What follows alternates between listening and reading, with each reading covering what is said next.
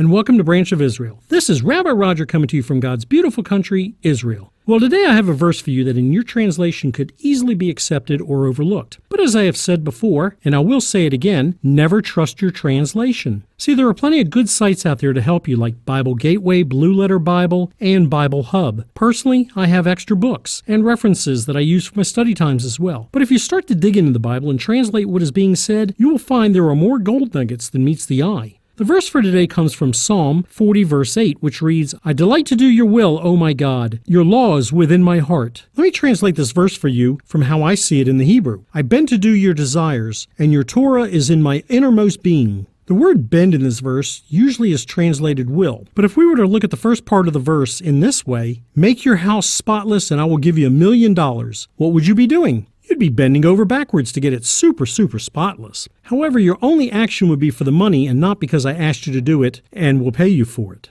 In a second scenario, if your child comes to you and says, Mom, I would love to clean my room and make it spotless because I love you, you'd pass out and be flailing on the floor. See, this child would be bending over backwards to make their room clean, but it would come from the heart's desire to do it, knowing that it is your will for them to accomplish this. Why? Because the words of clean your room are in their heart and mind. The same is true of the second part of the verse. Your Torah is in my innermost being. The word law throughout the entire Bible in both the Old and New Covenants, 99% of the time, are the word for Torah. For those of you who are not familiar with this, it is the first 5 books of the Bible, Genesis through Deuteronomy. Oh, one more thing. The word heart is not anywhere to be found in this verse, but is derived. The meaning is the belly or intestines. In other words, the lower section of your body. Ever heard of the saying that you have a gut feeling, or you will hear a very small, still voice in your belly? None of this involves your heart, but you could kind of sort of say your heart gets involved one way or another. In closing, I would like to read to you verses 6 through 8 from the Complete Jewish Bible, so you may see why we would want to please God, and keep in mind the 2 scenarios I gave you.